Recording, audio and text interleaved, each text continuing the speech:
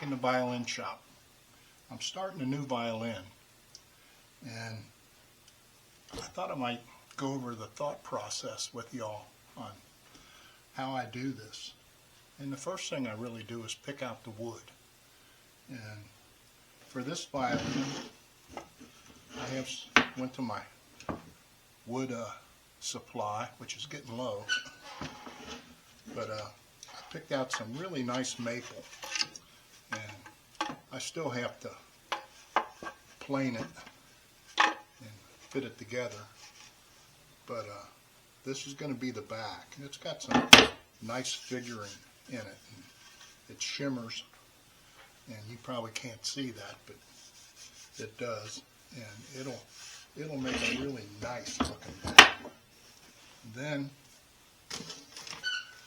I cut out the sides, and I try to cut the sides out of the same material the back is, but this time I didn't have that, but I did have a really nice piece of maple that had some good figuring in it, and I just do that on my table saw and slice them down.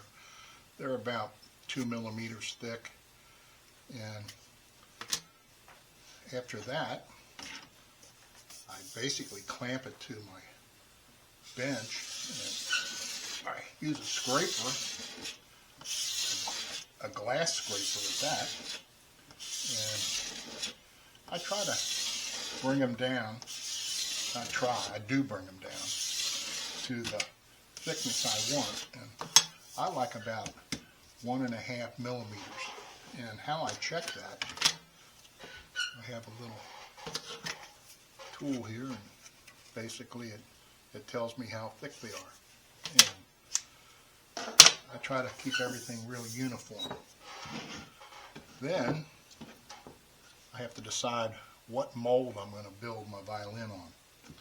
And lately I've been building on this mold I made 4 violins ago, and I like how it works. I have probably 10 different molds I've made for different violins and that. And I use this one also. This is called an outside mold because you put the ribs on the outside of the mold. And there's also what they call an inside mold, and I use that quite a bit too. And both of them have advantages. And just lately I've been making them on this mold because I like the way the violin's been turning out. And after I choose the mold, I put my blocks in. And these are all different heights because the violin kind of slopes like that. This is 32 millimeters. This is 30 millimeters. It's only 2 millimeters difference, but it has a slope to it. And probably can't notice it, but it does. So after I put the blocks in, then I have a mold or a template that I use, and I lay it on there, and then I trace out what it has to be, and then I cut them out on the bandsaw. And that gives me the shape of the violin. And I mark the center lines and that. Then I have to pick out the material for the neck. And basically I pick it out and I trace another template I have for the neck, and then I drill the holes because then everything is square and I can get my holes to go straight through. It'd be real hard to do after you carve the neck. And basically I start out for these. For this violin here, I'm using 2 pieces of maple and putting a piece of walnut in between as my center line. I've done that for the couple violins, and it makes it real easy to follow the center line, and it's important. So then I cut them out on the bandsaw, and this is what you have. And then you start carving, and eventually this turns into the neck. And that is pretty much how I start. Today I'll be working on my ribs, getting them down to the right thickness, and then I'll cut them for the lengths I want. And then sometime next week I'll get I have a bending iron that heats up, and I can bend the wood on the heat, and I'll start attaching them to the mold.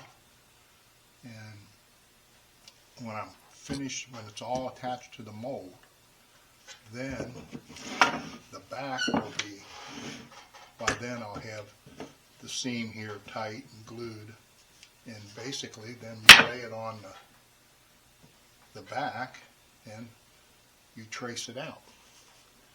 And then you take a little washer and it makes a little bigger trace around it, and you cut it out. And then I take a file and get it so it's smooth to the line, and then it's carving time again. And before you know it, you have a back. And I have to send away for some wood for the top. I usually get that from Metropolitan Music, and I think they're in Vermont, and they send me some blanks, and I glue them together and trace my form onto it and cut it out and start carving and planing and whittling and get it down to where I need it. And for long you have all the pieces to a violin, and you start putting it together. And that's basically how I do it. I find it very enjoyable, very relaxing, and hopefully we're going to start selling these. So that's the plan now, and with each one they get better, and I hope I can continue this for quite a while because I really enjoy it. So that's all I got today. So I'll see y'all later. Bye.